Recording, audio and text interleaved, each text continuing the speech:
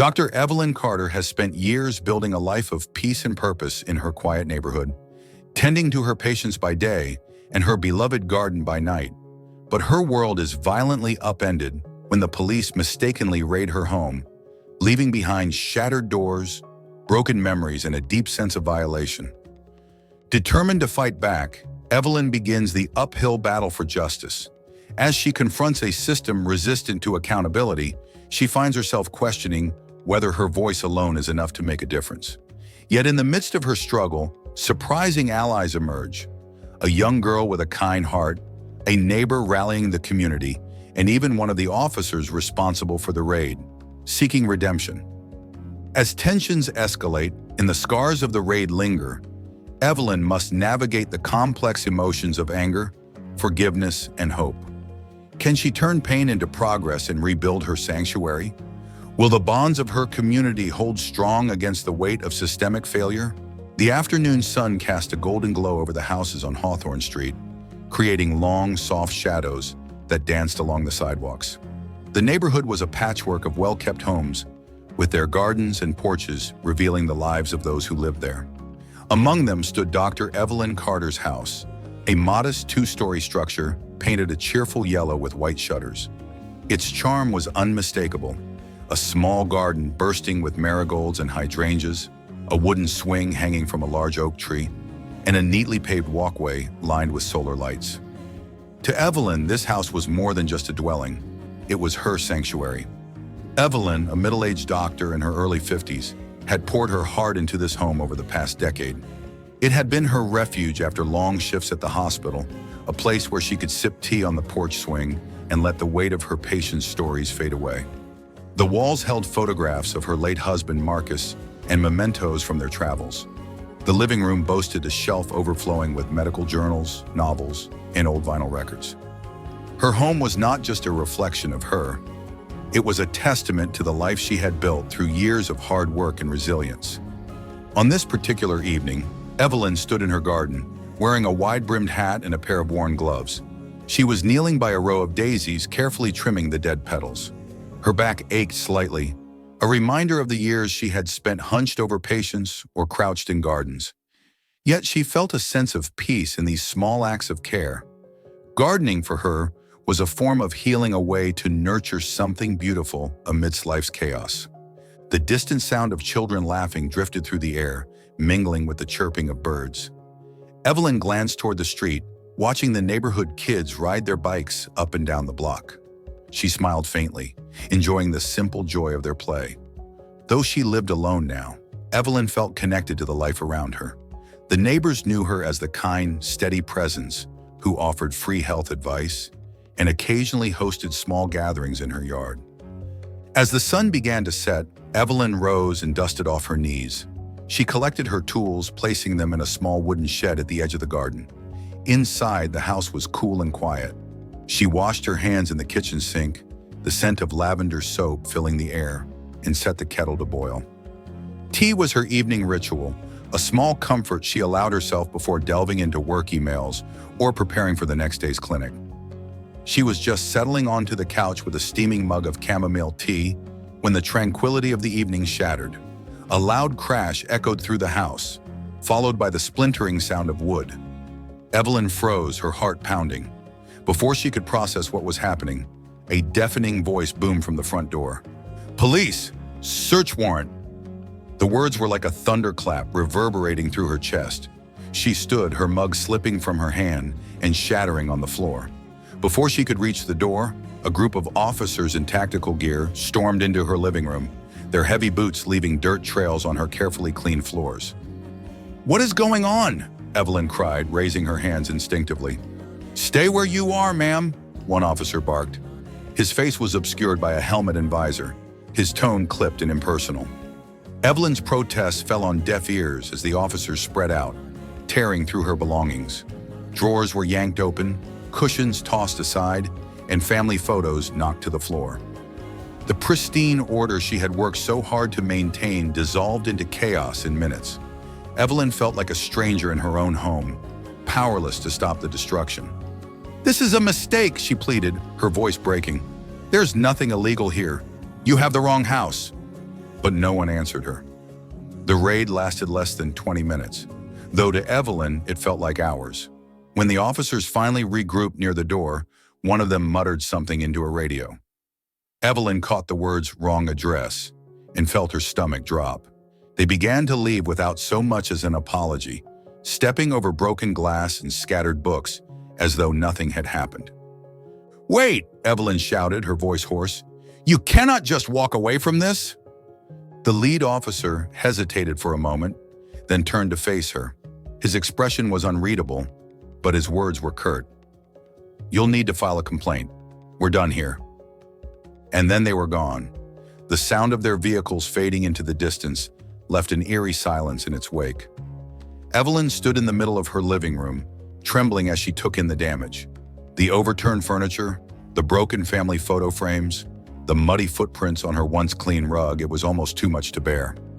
She sank to her knees, tears streaming down her face. This house had been her sanctuary, a place of peace and healing, and now it felt violated. The violation was not just physical, but emotional, as though the very foundation of her life had been shaken. Evelyn spent the next hour cleaning up the mess, her movements mechanical. She picked up the shattered photo of her and Marcus, her fingers trembling as she tried to piece it back together. The glass cut her palm, but she barely noticed. By the time she crawled into bed, exhaustion weighed on her like a heavy blanket. But sleep did not come easily. Her mind replayed the raid over and over, each detail etched into her memory like a scar. The next morning, the sun rose as it always did, casting warm light through the lace curtains in Evelyn's bedroom. She stared at the ceiling, feeling the ache of despair in her chest. But as she lay there, a faint memory stirred a lesson her mother had instilled in her long ago. "When the world knocks you down," her mother used to say, "you get up. You always get up." Evelyn sat up slowly, her body stiff, but her resolve hardening. She would not let this break her. She would fight, not just for herself, but for the home she had built and the peace she deserved. As she prepared for the day, Evelyn noticed something outside her window. A small bouquet of daisies sat on her porch, tied with a ribbon. There was no note, just the flowers, a quiet gesture of kindness from someone who had seen the chaos of the previous night. Evelyn stepped outside and picked up the bouquet, holding it close. For the first time in hours, a faint smile tugged at her lips. The kindness reminded her that she was not alone. The road ahead would be hard, but she would face it with the same strength that had carried her through every challenge before. The fight to rebuild her home and her peace had only just begun. The morning sunlight poured into the living room through the broken blinds, illuminating the remnants of the previous night's chaos. Evelyn stood in the doorway, still in her robe, clutching the bouquet of daisies she had found on her porch. The kind gesture from an unknown neighbor had given her a fleeting sense of comfort, but as she looked around at the wreckage, the weight of reality settled back on her shoulders. Her once cozy living room, which had been a sanctuary of order and warmth, now felt alien. Furniture lay overturned, her carefully curated bookshelves were half empty, and family photos were either shattered or crooked on the walls. The faint smell of dirt lingered, a cruel reminder of the officer's boots trampling through her safe space. Evelyn sighed, setting the daisies gently on the kitchen counter. She poured herself a cup of coffee, her hands trembling as she steadied the mug. The aroma usually brought her peace, but today it tasted bitter, like everything else in her life had suddenly turned overnight. She sat at the small dining table, staring blankly out the window at her garden. Her hydrangeas and marigolds remained untouched, a small mercy. Yet even the vibrant blooms seemed muted this morning, as if they too had absorbed some of her despair. A knock on the door broke her thoughts. She flinched, her chest tightening. For a moment she feared the police had returned, but as she peeked through the window, she saw a familiar figure, Linda Crane, her next-door neighbor. Linda was a retired teacher in her 70s, with silver hair always neatly pinned back. She held a plastic container in one hand and a concerned expression on her face. Evelyn opened the door slowly. "Good morning, Linda." "Morning, Evelyn," Linda said gently, her voice lined with worry. I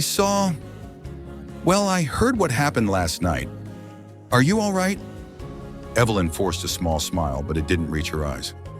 "I'm managing. Come in." Linda stepped inside, glancing around at the disarray. She set the container on the counter, a batch of freshly baked muffins, and shook her head. "I cannot believe they did this to you. It's disgraceful." Evelyn sighed, crossing her arms.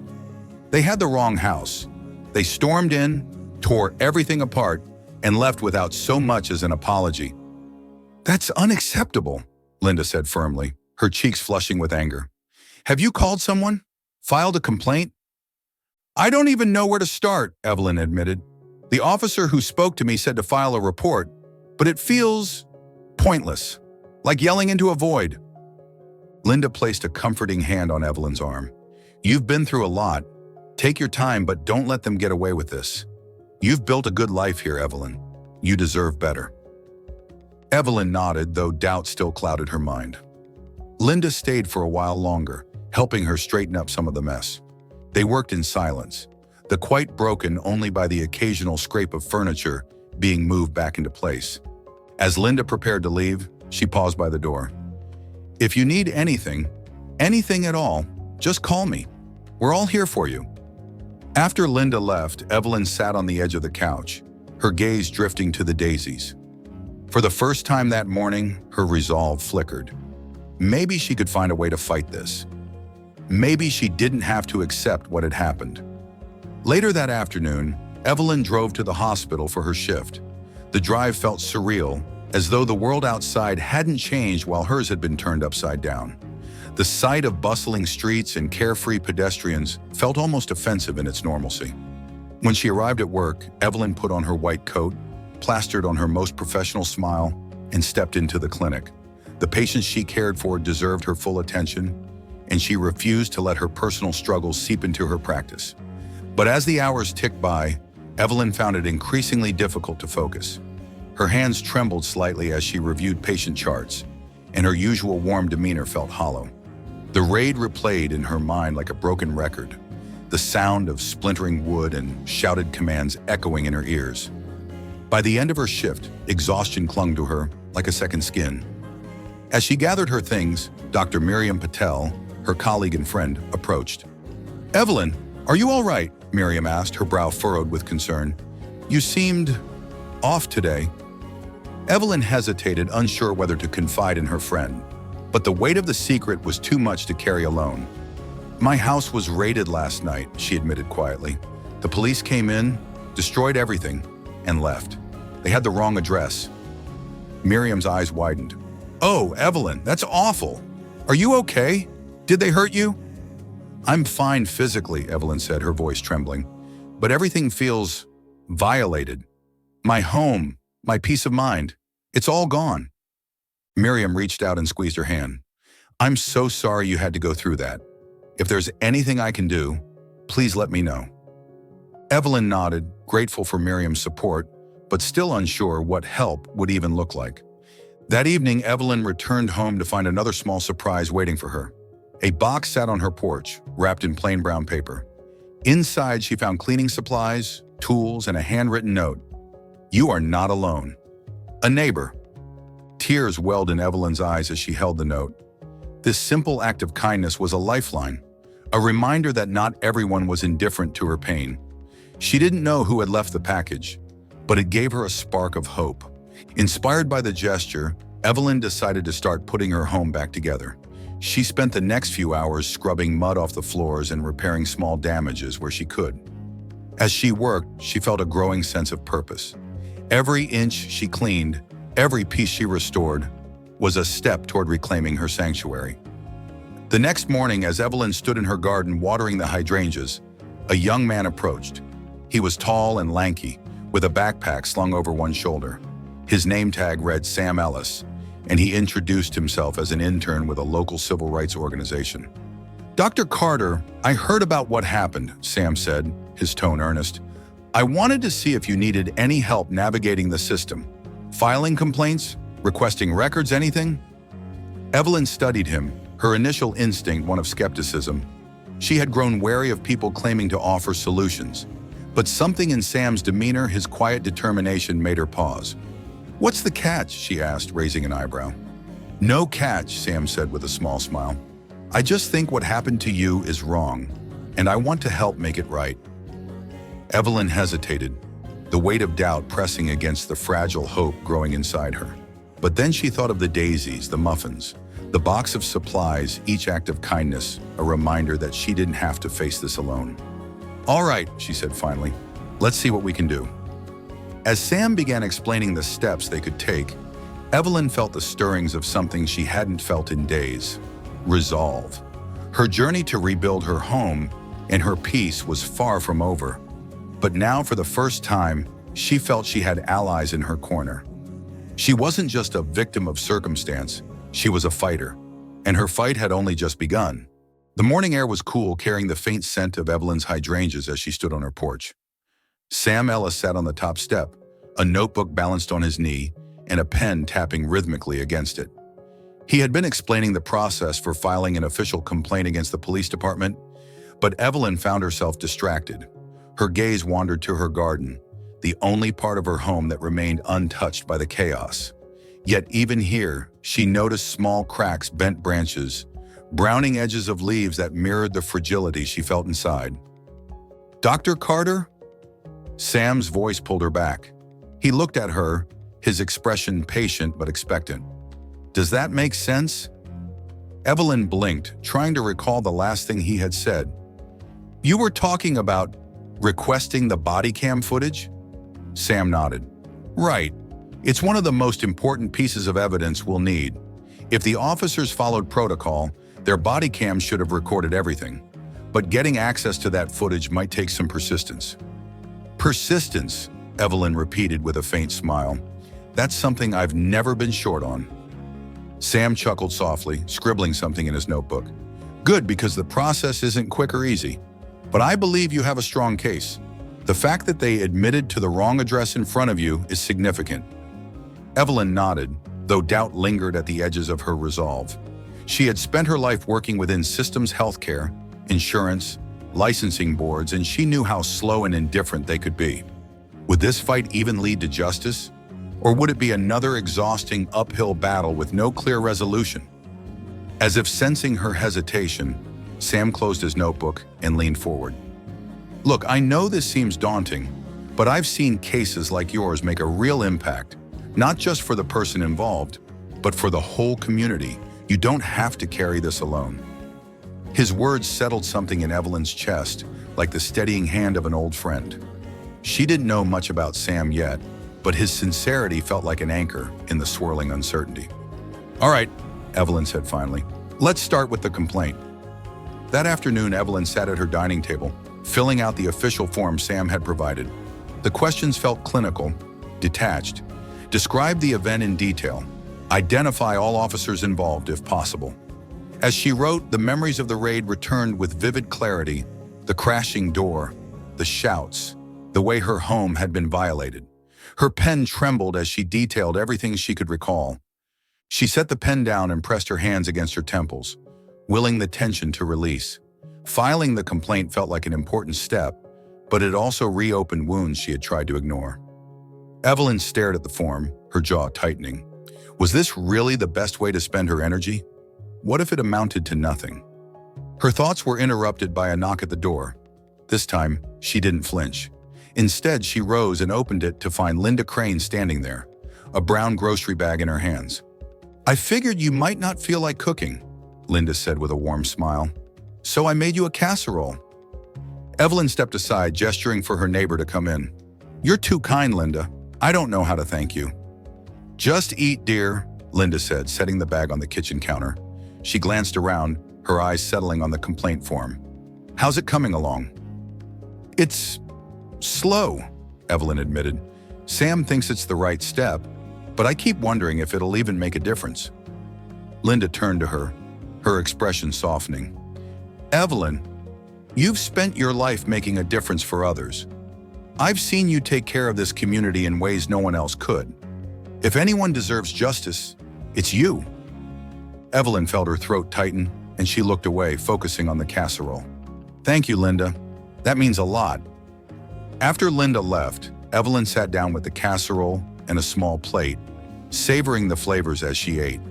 It was a rare comfort in a week that had been anything but comforting.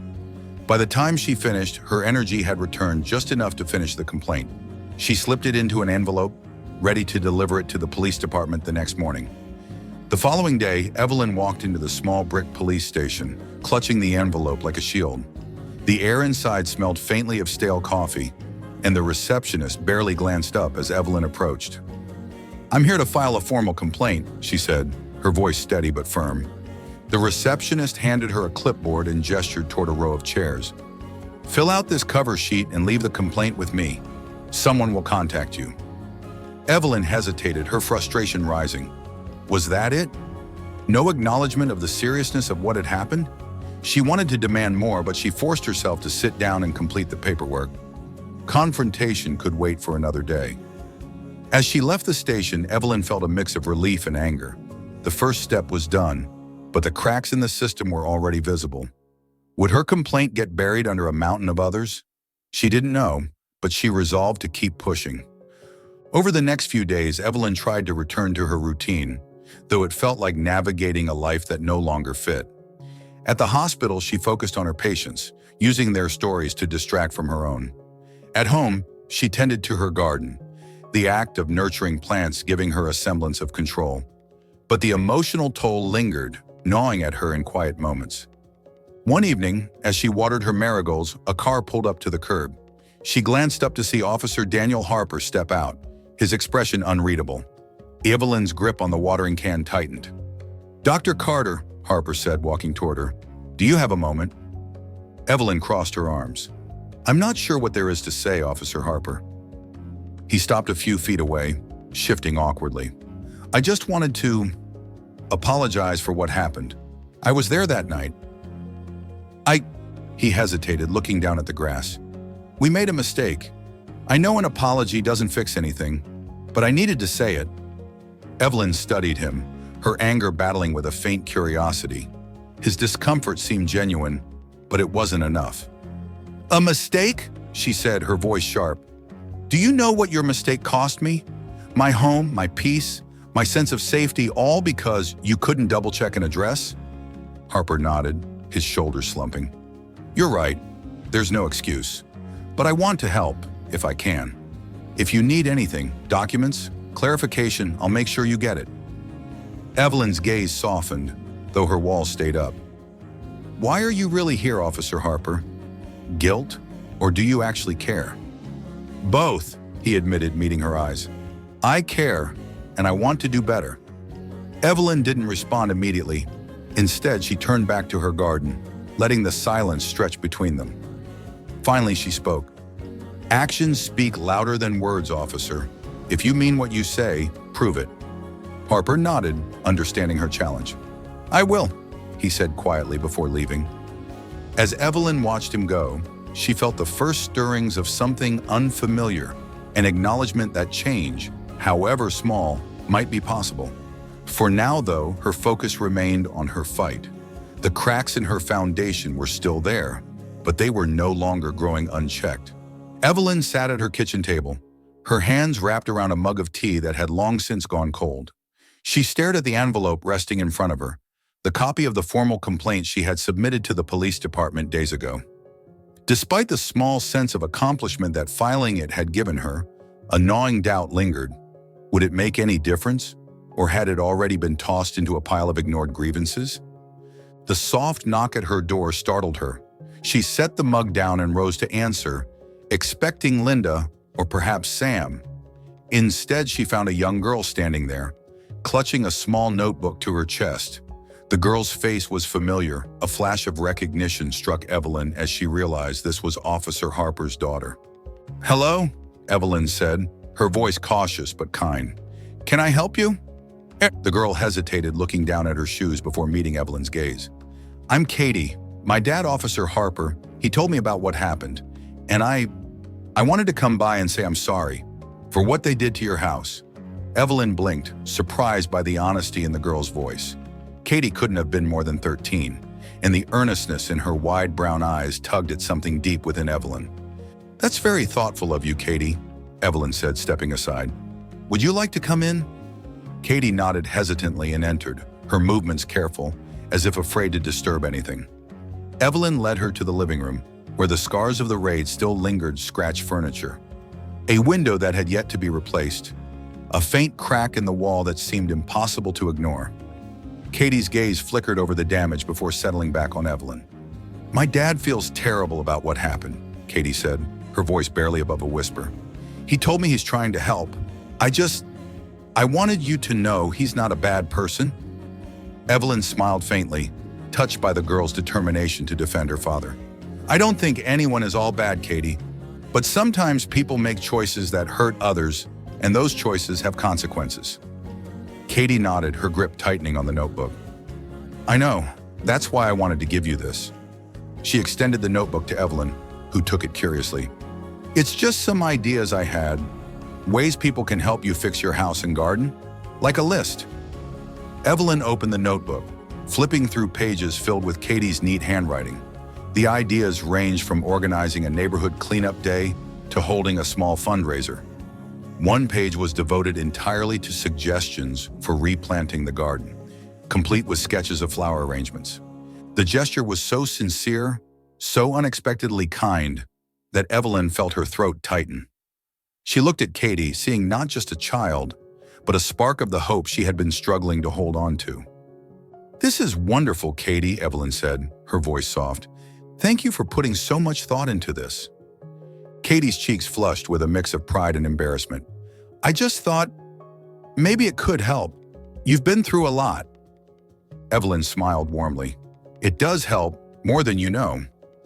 After Katie left, Evelyn sat with the notebook for a long time, flipping through its pages. The simplicity of the ideas reminded her of something she had lost amid the chaos of the past week, the belief that small, deliberate actions could spark real change. Katie's visit, though unexpected, had planted a seed of determination in Evelyn's heart. The next morning, she decided to act. She reached out to Sam and asked for help organizing a neighborhood meeting. If she wanted to rebuild her home, both physically and emotionally, she needed to bring her community into the conversation. By the following Saturday, Evelyn's living room was filled with people. Some were familiar faces, like Linda and the Ramirez family, who lived 2 doors down. Others were neighbors Evelyn had only exchanged pleasantries with over the years. Even Sam was there, sitting near the back with his ever-present notebook. Evelyn stood at the front of the room, her hands clasped tightly in front of her. Public speaking had never been her strength, but as she looked around the room, she reminded herself of her purpose. "Thank you all for coming," she began, her voice steady despite her nerves. "As most of you know, my home was raided by the police last week. They had the wrong address, but the damage was done not just to my house, but to my sense of safety and peace." The room was silent, the weight of her words settling over the group. Evelyn took a deep breath before continuing. "I've decided to take steps to hold the department accountable, but I can't do it alone. And as much as this fight is about justice for what happened to me, it's also about protecting our neighborhood. If this could happen to me, it could happen to any of us." A murmur of agreement rippled through the crowd. Linda nodded encouragingly from her spot by the window.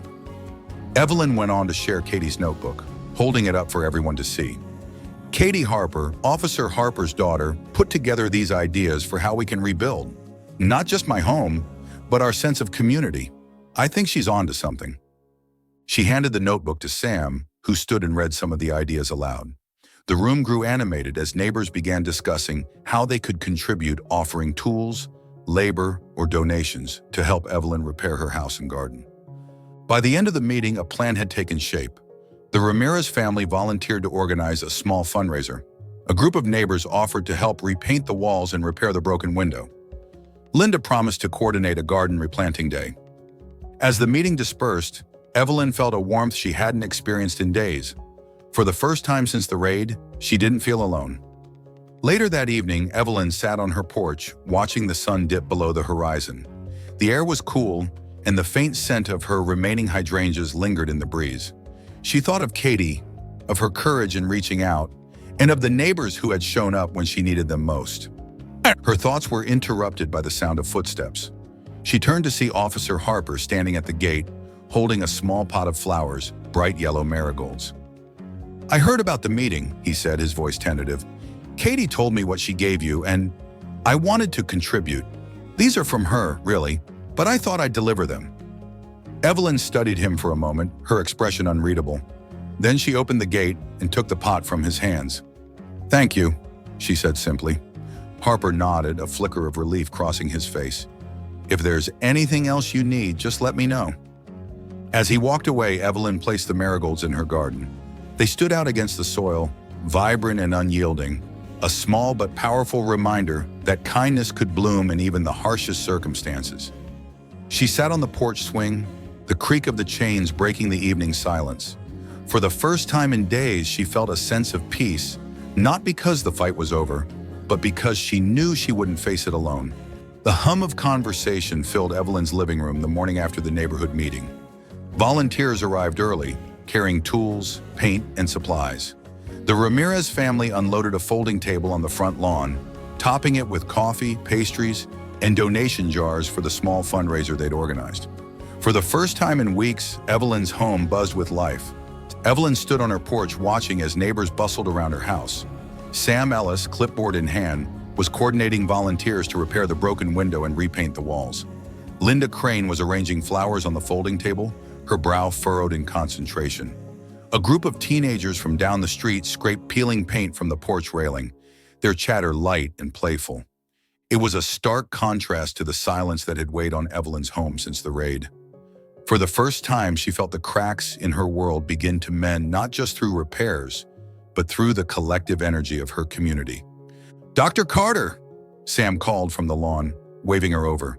"Could you come take a look at this?" Evelyn descended the steps, her curiosity piqued.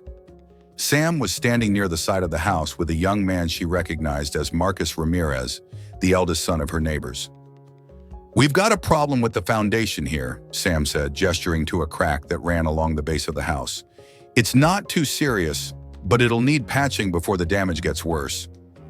Evelyn crouched to examine the crack, her stomach sinking slightly. It wasn't surprising, given the force with which the officers had broken down her door, but it was yet another reminder of the destruction they had caused. "I'll call someone to take care of it," Evelyn said, rising to her feet. "But thank you for catching it." "We've got time," Marcus offered. "I can patch it up today, at least temporarily. My dad's got some supplies we can use." Evelyn smiled, touched by his willingness to help. "That would be wonderful. Thank you, Marcus." As the day progressed, Evelyn found herself swept into the rhythm of the repairs. She painted alongside Linda, laughing as the older woman recounted tales of her teaching days.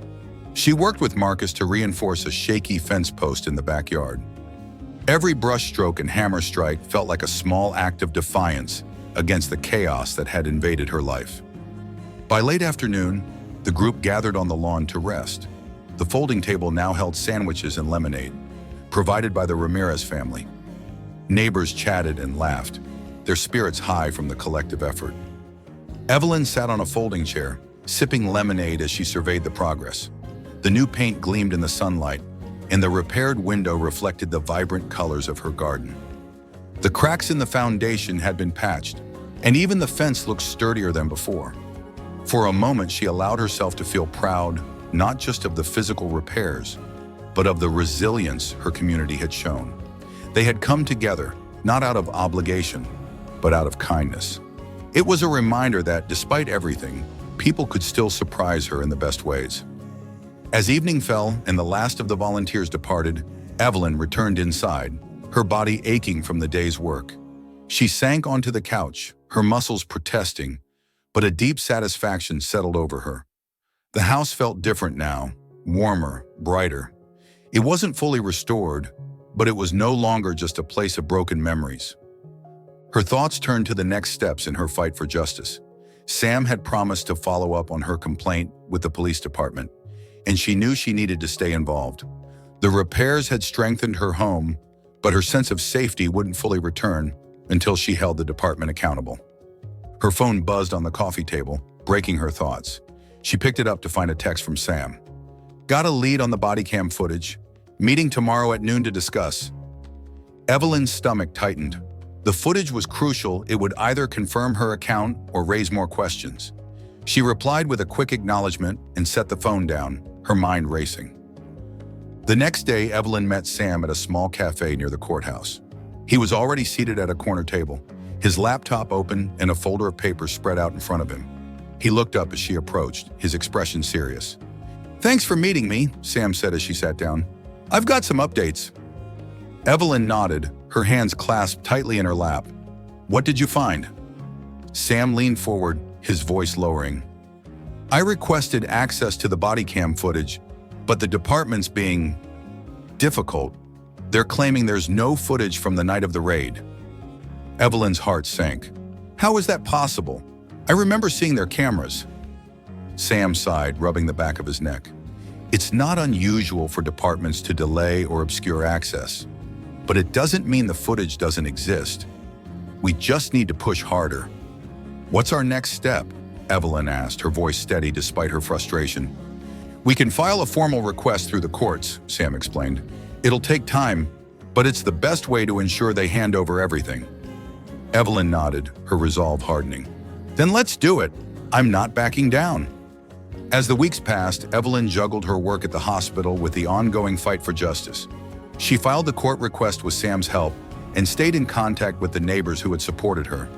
The community effort to rebuild her home had sparked a new sense of unity on Hawthorne Street, and Evelyn found herself at the center of it.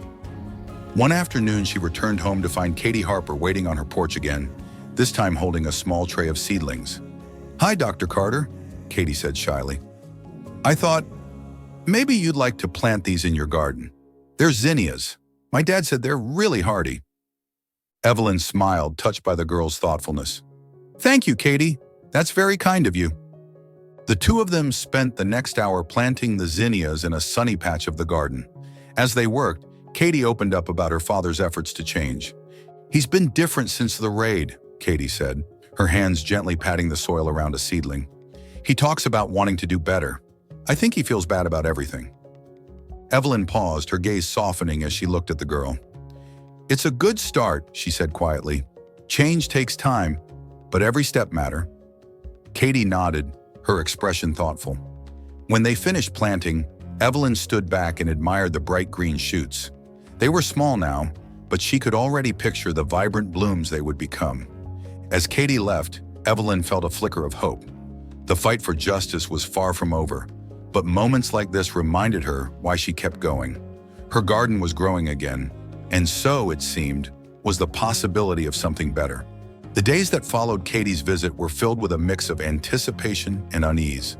Evelyn had thrown herself into tending her newly planted zinnias, their bright green leaves a hopeful sign in her garden. But the fight for justice continued to loom in the background, an ever-present reminder that her home and peace had been violated. Late one afternoon, Evelyn was watering the flowers when she heard the sound of hesitant footsteps on the gravel path leading to her porch. She looked up to see Officer Harper standing at the gate, his shoulders slightly hunched, a bouquet of wildflowers clutched in one hand. The sight startled her, and for a moment, she simply stared. "Dr. Carter," he began, his voice careful, "do you have a moment to talk?" Evelyn set down her watering can and straightened, wiping her hands on her gardening gloves. She walked slowly toward the gate, her expression unreadable. "What brings you here, Officer Harper?" He held out the flowers, his hand trembling slightly. "These are for you, from Katie. Well, from both of us, really." Evelyn hesitated, then reached for the bouquet.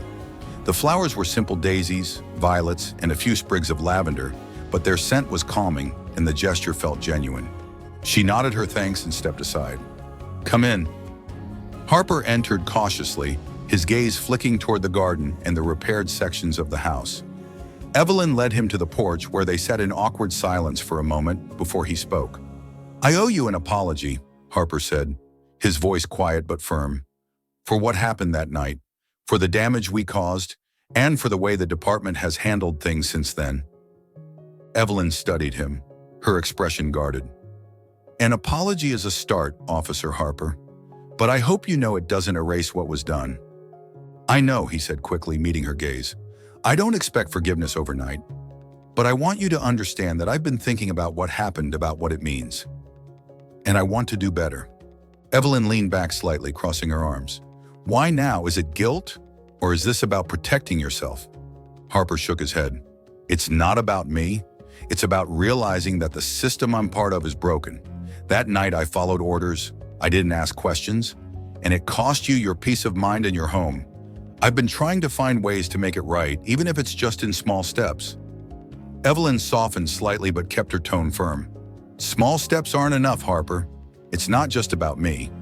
What about the next person this happens to? Or the one after that? Harper's jaw tightened, and he nodded. You're right. That's why I've started pushing for changes in the department.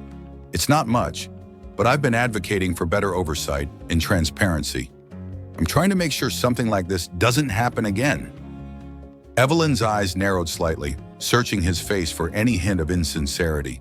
But all she saw was a man trying, in his own imperfect way, to take responsibility. She let out a slow breath. I appreciate you coming here, Officer Harper, she said finally, but actions speak louder than words. If you're serious about change, show me. Show this community. I will, he promised. And please, call me Daniel. Evelyn gave a small nod, then stood. I need to get back to the garden. Thank you for the flowers, Daniel. He took the hint and rose to leave. As he walked down the path, Evelyn watched him go, her emotions a complicated mix of skepticism and hope. His words had been earnest, but she knew better than to place her faith in promises alone. Still, there was something in his demeanor, a quiet resolve that made her wonder if change, however slow, was possible. That evening, Evelyn sat on her porch with the wildflowers in a vase beside her. The sun dipped low in the sky, casting a warm golden light over her garden. The zinnias Katie had planted were starting to perk up, their small stems standing straighter each day. As Evelyn sipped her tea, her thoughts drifted to Harper Daniel and his apology. She thought of Katie, whose courage to reach out had opened a door Evelyn hadn't realized she needed. Perhaps this was how change began. Not with grand gestures, but with small, sincere efforts from unexpected places. The next day, Evelyn received a call from Sam. Dr. Carter, I've got some new, he said, his voice tinged with excitement. The court has approved our request for the body cam footage. We should have access by the end of the week. Relief flooded Evelyn's chest. That's good news. Thank you, Sam. It's just the first step, he cautioned, but it's an important one. Once we have the footage, we can start building a stronger case. Evelyn's resolve deepened. The repairs to her house and garden were physical, tangible signs of progress. But this fight for accountability was about something larger. It was about ensuring that no one else would have to endure what she had. A few days later, Daniel Harper showed up again, this time with Katie in tow. Evelyn was surprised but welcomed them onto the porch. Katie carried another tray of seedlings, her face bright with pride. These are marigolds, Katie said, holding out the tray. They're really strong flowers. My dad said they're perfect for you. Evelyn smiled and accepted the seedlings. They're lovely, Katie. Thank you. As they worked together to plant the marigolds, Evelyn noticed how Daniel stayed in the background, assisting only when needed. He didn't push conversation, didn't try to make himself the center of attention. It was a quiet but deliberate gesture of respect. When they finished, Katie stood back, admiring their work. They'll grow fast, she said, her voice full of hope. They will, Evelyn agreed, her gaze lingering on the freshly planted flowers. They were small now, but she could already see their potential. As the Harpers left, Evelyn felt a sense of cautious optimism. The cracks in her life were still visible, but they no longer felt insurmountable. The fight for justice continued, but she wasn't facing it alone. Small acts of kindness, Katie's tray of seedlings, Daniel's apology, Sam's unwavering support were like stitches in the fabric of her world, slowly mending what had been torn. Evelyn sat on the porch as the evening light faded, her garden glowing softly in the twilight. The marigolds, standing tall against the soil, seemed to whisper a quiet truth. Resilience wasn't just about enduring, it was about growing, even when the odds were against you. Evelyn stepped back from her porch, brushing the dirt from her hands as she surveyed her garden. The newly planted marigolds and zinnias stood proudly in their fresh soil, their vibrant colors catching the morning sunlight. It was a quiet reminder of progress, small but steady steps toward rebuilding her sanctuary. She turned her attention to the street, where a few of her neighbors were gathering. The Ramirez family had organized another community cleanup, and the energy in the air was infectious. Children chased each other along the sidewalk with brooms in hand, while adults carried trash bags and tools. Evelyn felt a swell of gratitude as she stepped off her porch to join them. Linda Crane waved her over, her hands on her hips as she surveyed the group. "Good morning, Evelyn. Looks like we've got a solid turnout today." "It's wonderful," Evelyn said, her smile soft but genuine. "I can't thank you enough for organizing all of this." "Oh, hush," Linda said with a dismissive wave. "You've given so much to this neighborhood. It's about time we gave back." Evelyn's heart warmed at Linda's words. She joined a group of neighbors raking leaves and clearing debris from the sidewalks. As she worked, she overheard snippets of conversation, some mundane, others laced with quiet outrage over what had happened to her. "They didn't even apologize properly," Mrs. Ramirez said, her voice tight with indignation. "If they can do this to Evelyn, who's next?" "I heard Dr. Carter's working on a complaint," someone else chimed in. "Maybe that'll shake things up." Evelyn remained quiet, focusing on the rhythm of her rake. The support of her neighbors was heartening, but she didn't want to be the center of attention. This wasn't just about her, it was about fostering a sense of solidarity, a shared commitment to protecting their community. As the cleanup continued, Evelyn noticed a familiar figure walking up the street. Sam Ellis, always with his clipboard in hand, approached with a purposeful stride. He nodded at her as he came closer. "Dr. Carter," Sam said, his tone serious but warm. "Do you have a minute?" Evelyn set her rake aside and followed Sam a few steps away from the group. "What's on your mind?" "I wanted to give you an update on the body cam footage," he said. "We've received it, and I've reviewed the files. The good news is that the footage confirms everything you described about the raid. The bad news—" He hesitated, frowning. "Go on," Evelyn urged, her chest tightening. "The footage also shows some disturbing behavior," Sam continued. "The officers were careless, even after realizing they had the wrong house. They joked about the damage and didn't document the scene properly. It's not just negligence, it's blatant disregard." Evelyn's jaw tightened, a mix of anger and frustration coursing through her. "What does this mean for the case?" "It strengthens it," Sam said. "But it also means we need to prepare for pushback. The department will likely try to downplay or dismiss the footage. We'll need community support to amplify your voice." Evelyn nodded slowly, her resolve hardening. "Then that's what we'll do. Let's make sure everyone knows what really happened." That evening, Evelyn hosted a small gathering at her home. Her living room buzzed with quiet energy as neighbors filled the space. Some seated on chairs, others leaning against the walls. Sam stood at the front, a projector set up to display clips of the body cam footage. Evelyn felt a mixture of nervousness and determination as the first clip played. The video showed the officers storming into her home, their voices loud and commanding. Evelyn winced as the camera captured the chaos, the overturned furniture, the broken door, the scattered belongings. A murmur of outrage rippled through the room as the footage continued. When the officers' careless jokes filled the air, Linda Crane shook her head, her lips pressed into a thin line. "This is unacceptable," Mrs. Ramirez said, her voice trembling with anger. "How can they treat someone's home like this and walk away without consequences?" Evelyn stepped forward, her voice steady despite the emotions churning inside her. "This isn't just about my house. It's about holding people accountable, about making sure this doesn't happen to anyone else." Sam nodded, addressing the group.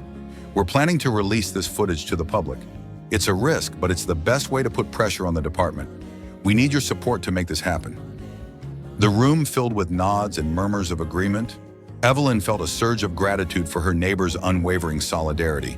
They weren't just standing with her, they were standing for something bigger. In the days that followed, the neighborhood came alive with activity. Volunteers circulated petitions demanding an investigation into the raid, while others spread the footage online. Social media posts featuring the clips quickly gained traction, sparking outrage from both locals and people beyond their community. Evelyn stayed focused on her daily routines, caring for her patients, tending to her garden, but the growing attention weighed on her. She appreciated the support, but the spotlight also brought discomfort.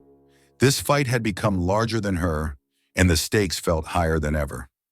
One afternoon, as she was pruning her hydrangeas, Katie Harper appeared again, her face flushed with excitement. "Dr. Carter, did you see?" Katie asked, holding up her phone. "The video's everywhere. People are talking about what happened to you." Evelyn wiped her hands on her gardening gloves and leaned closer to look at the screen. Katie scrolled through a flurry of comments, many of them expressing outrage and calling for change.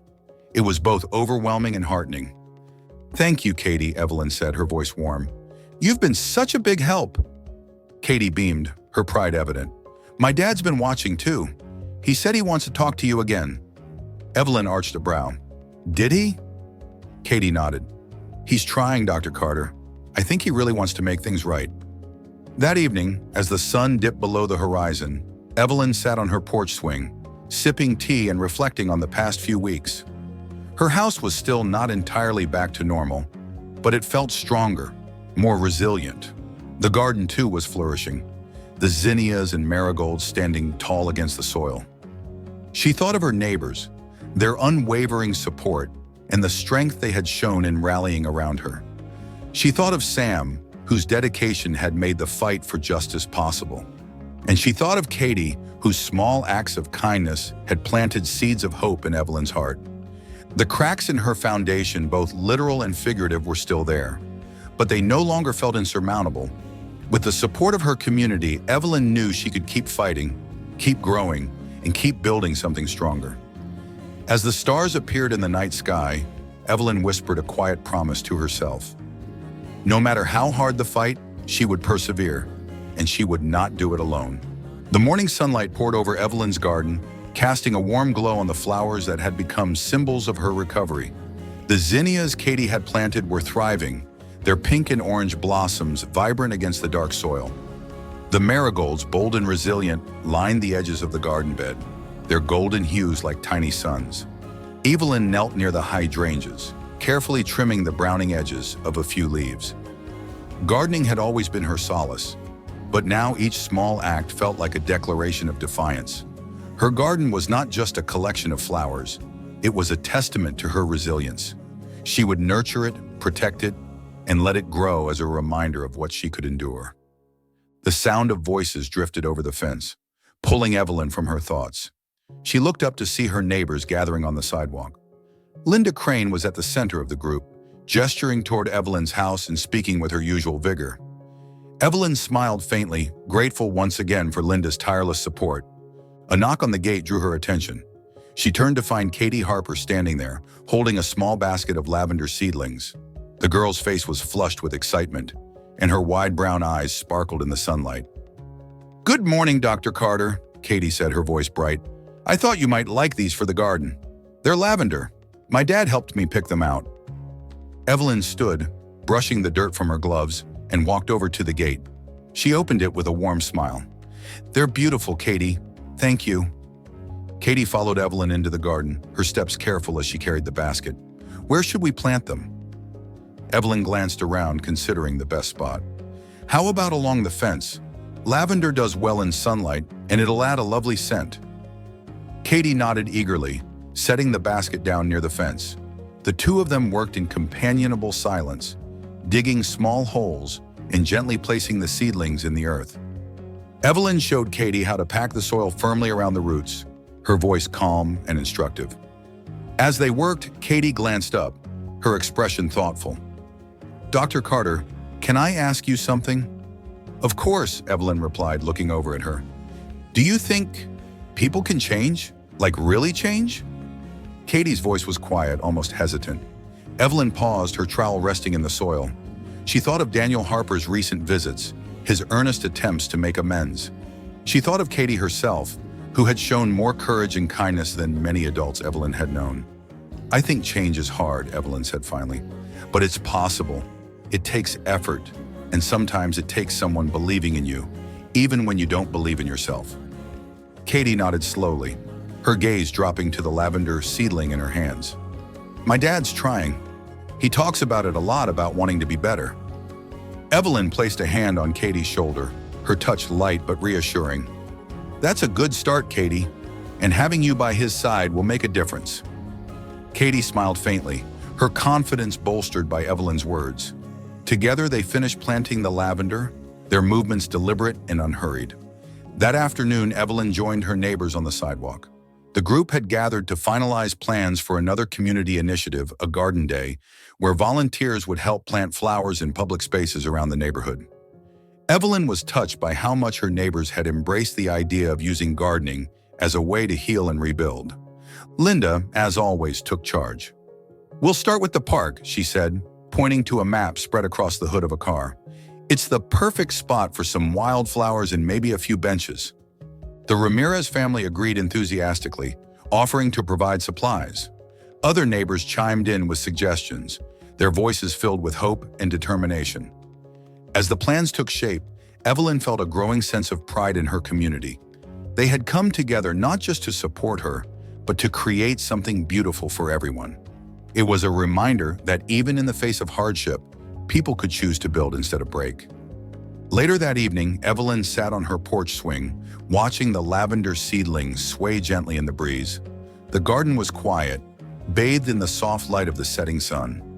She thought about the journey she had been on, the raid that had shattered her peace, the slow process of rebuilding, and the unexpected allies who had stood by her side.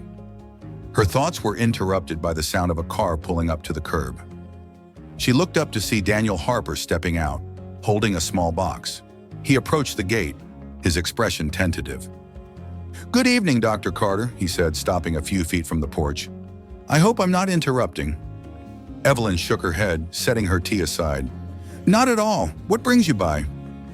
Daniel held up the box. "I thought you might like these. They're tools for the garden: pruning shears, gloves, a few other things. Katie said you've been working hard out here." Evelyn rose and walked to the gate, taking the box from his hands. She opened it and examined the tools, their polished surfaces gleaming in the fading light. "Thank you," she said, her voice warm but measured. "These will be useful." Daniel shifted awkwardly, his gaze drifting to the garden. "Katie told me about the lavender. She said you two worked on it together." "We did," Evelyn said, a faint smile tugging at her lips. "She has a good eye for plants." Daniel nodded, his shoulders relaxing slightly. "She admires you, you know. She talks about you all the time, how strong you are, how you didn't give up." Evelyn studied him for a moment, her expression thoughtful. "Katie's a good girl. She's got a kind heart." "She gets that from her mom," Daniel said softly. "I'm just trying to catch up." Evelyn's gaze softened, though her voice remained firm. "It's not easy, Daniel. Change never is. But if you're serious about it, you'll find a way." "I am serious," he said, meeting her eyes, "and I'll keep showing it however I can." Evelyn nodded, her respect for him growing. "Good, because actions matter more than words." Daniel smiled faintly, then excused himself, leaving Evelyn alone with the box of tools. She carried it inside, setting it on the counter before returning to the porch. As the stars began to emerge in the night sky, Evelyn felt a quiet sense of contentment. The scars of the past weeks were still there, but they no longer defined her. With each new flower in her garden, each act of kindness from her neighbors, and each small effort from Daniel and Katie, she was reminded that healing was not just possible, it was already happening. And in the stillness of the evening, Evelyn allowed herself to believe that the roots she was planting now would grow into something stronger than before. The courthouse loomed ahead, its brick facade bathed in the soft morning light. Evelyn stood at the bottom of the steps, clutching her bag tightly. Sam Ellis was beside her, his usual calm demeanor offering her some measure of reassurance. Still, her nerves were like a taut wire ready to snap. Today was the day of the hearing, a crucial step in holding the police department accountable for the raid. "Ready?" Sam asked, his voice steady but kind.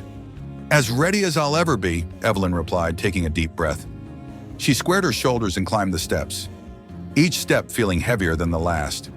Inside, the air was cool and clinical, the quiet hum of fluorescent lights adding to the oppressive atmosphere. Evelyn spotted a few familiar faces as she entered the hearing room. Linda Crane, the Ramirez family, and even a few other neighbors who had come to support her. She offered them a faint smile, grateful for their presence. At the far end of the room sat a panel of officials, their expressions neutral. To their left, a small contingent of police officers occupied a row of chairs. Evelyn's gaze landed on Daniel Harper, his face solemn as he avoided her eyes. She wasn't sure if his presence was a comfort or a reminder of the uphill battle ahead. Sam led her to their seats, spreading out the documents and evidence they had painstakingly prepared. The body cam footage, witness statements, and photos of the damage to her home were all laid out, a testament to the work they had done. The hearing began with the panel introducing themselves and outlining the purpose of the session: to review the raid, assess its legality, and determine whether disciplinary action or policy changes were warranted. Evelyn listened intently, her hands clasped tightly in her lap. When it was her turn to speak, Sam gave her a reassuring nod. Evelyn stood, her heart pounding, and approached the podium. She took a moment to gather herself before beginning. "My name is Dr. Evelyn Carter," she said, her voice steady despite the tremor in her chest. "On the night of the raid, my home was entered by police officers who had the wrong address. They broke down my door, damaged my belongings, and left without an apology.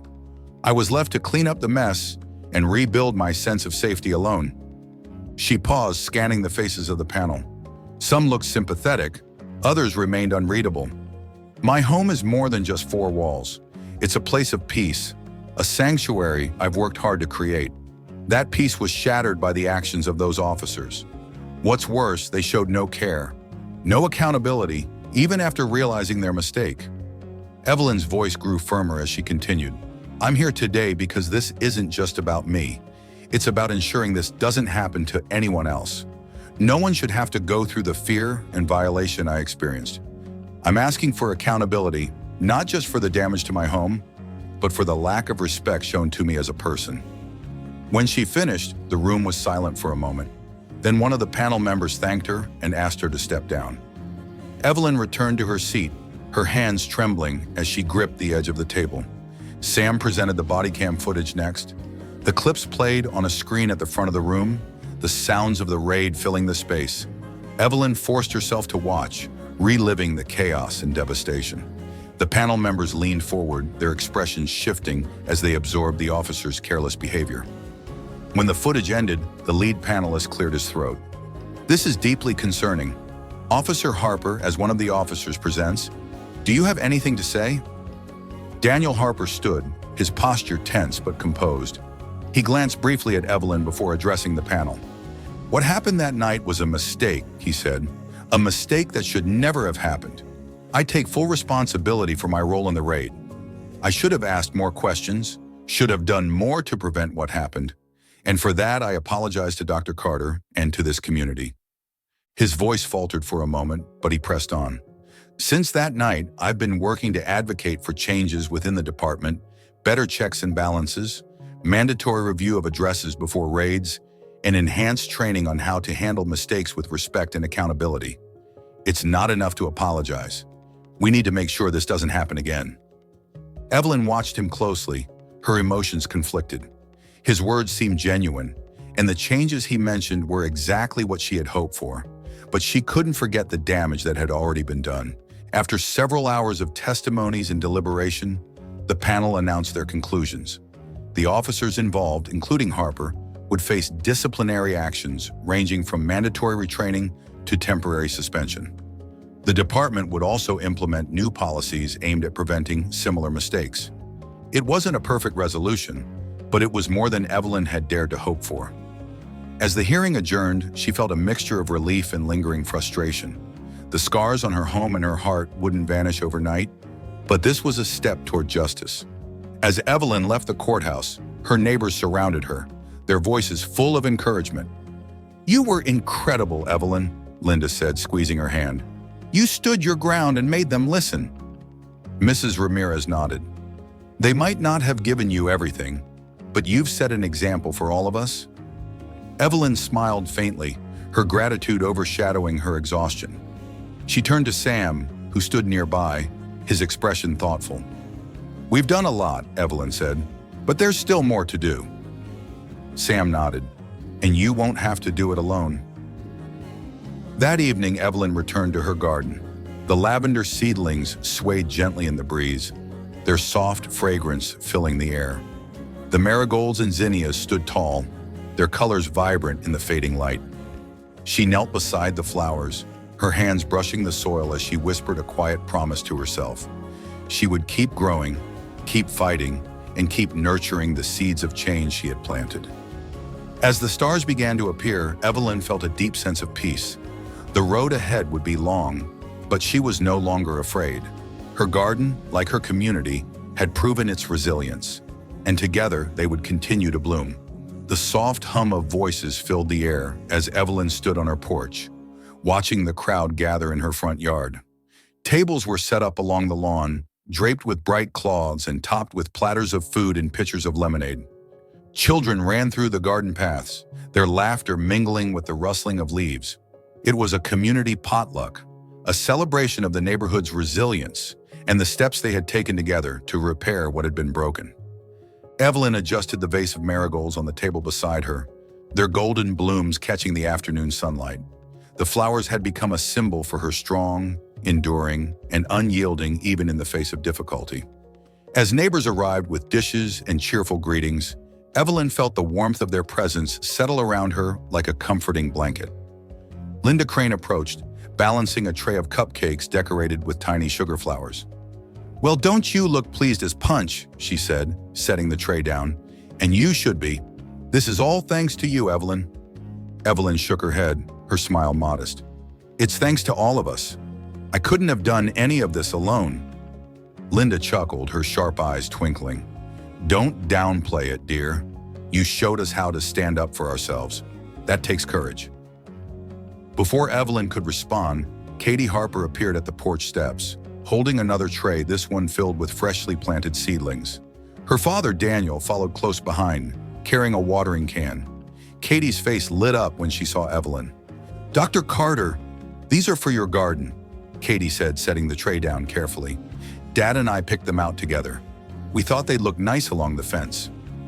Evelyn knelt to examine the seedlings, her hands brushing over the tender leaves. "These are beautiful, Katie. Thank you. And thank you, Daniel." Daniel gave a small nod, his expression steady but humble. "It's the least we could do." Katie wanted to make sure we got it right. Evelyn straightened, her gaze meeting his. For a moment, the two of them stood in quiet understanding. While the scars of the raid would always remain, their efforts to mend the damage had begun to build something new, something stronger. "I appreciate it," Evelyn said, her voice warm. "Both of you." As the potluck continued, Evelyn moved through the crowd, chatting with her neighbors. The Ramirez family recounted stories of their own garden, now flourishing with wildflowers and vegetables. Linda shared her plans to start a neighborhood book club, inspired by the newfound sense of unity on Hawthorne Street. At one point, Sam Ellis joined her, his ever-present clipboard replaced by a plate piled high with food. He looked more relaxed than she had ever seen him, his usual focused expression softened into a grin. "You should be proud, Dr. Carter," Sam said, gesturing to the lively crowd. "This is what community looks like." Evelyn smiled, her heart swelling with gratitude. "I am proud, and I'm grateful for everyone who stood by me." "You've done more than just rebuild your home," Sam said. "You've given this neighborhood a reason to come together. That's no small thing." Evelyn's gaze drifted to her garden, where Katie and a few other children were helping plant the new seedlings. Their laughter filled the air, a bright counterpoint to the quiet resilience that had carried her through the past weeks. As the sun dipped lower in the sky, casting the yard in golden light, Evelyn stood at the edge of her garden, surveying the work they had done. The lavender Katie had planted was thriving, its soft scent wafting through the breeze. The zinnias and marigolds were in full bloom, their colors a vivid reminder of growth and renewal. She thought back to the night of the raid, when her home had felt shattered beyond repair. She remembered the fear, the anger, and the uncertainty that had gripped her. But she also remembered the small acts of kindness that had followed the bouquet of daisies on her porch, Linda's casserole, Katie's notebook of ideas. Each gesture had been a seed planted in the soil of her heart, growing into the strength she needed to fight back. Her thoughts were interrupted by Daniel Harper, who had joined her at the edge of the garden. He held a small trowel in his hand, a faint smile on his face. "Mind if I help with the last few plants?" he asked. Evelyn nodded, handing him a seedling. "Be my guest." They worked in silence for a while, the rhythm of digging and planting filling the space between them. When they finished, Evelyn stood back, her hands resting on her hips as she surveyed the freshly planted row. "They're strong flowers," Daniel said, his tone thoughtful. "They'll grow well here." "Yes, they will," Evelyn replied, her voice quiet but firm. "Just like this neighborhood." Daniel glanced at her, his expression sincere. "Thank you, Evelyn, for giving me the chance to make things right." Evelyn looked at him, her gaze steady. "Thank you for trying. Change isn't easy, but it's worth the effort." As Daniel stepped back to join the others, Evelyn remained by the garden, her heart full. The cracks in her life had not disappeared, but they had been mended with care and kindness. Her home was no longer just a place of broken memories, it was a place of resilience, growth, and hope. That night, as the potluck wound down and the neighbors began to depart, Evelyn sat on her porch swing, the soft creak of the chains breaking the stillness. The air was cool, carrying the scent of lavender and freshly turned soil. The stars twinkled above, their light steady and constant. Evelyn sipped her tea, her gaze drifting over her garden. Each flower, each blade of grass, felt like a testament to the journey she had been on. She thought of her neighbors, her community, and the strength they had found together. She thought of Katie, whose small acts of kindness had planted the seeds of hope. And she thought of Daniel, whose apology and efforts had begun to show that change, while slow, was possible. Her life would never be the same, but as she sat in the quiet of the night, Evelyn realized she didn't want it to be. The challenges she had faced had brought her closer to her community, to her home, and to herself. She had grown through the cracks, just like the marigolds blooming in her garden. As the wind rustled the leaves, Evelyn whispered a quiet promise, to nurture what they had built together, to stand firm in the face of future storms, and to let hope bloom wherever it could take root. And for the first time in weeks, Evelyn felt truly at peace. As Evelyn sat on her porch swing, the stars shimmering above and the scent of lavender drifting through the air, her heart swelled with gratitude. Her journey hadn't been easy, but it had shown her the strength of community, the power of resilience, and the beauty of growth.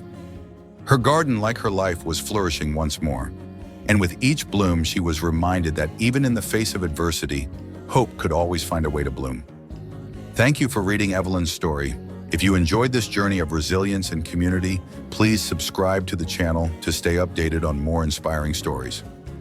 Don't forget to like, share, and comment to let us know where you're watching from.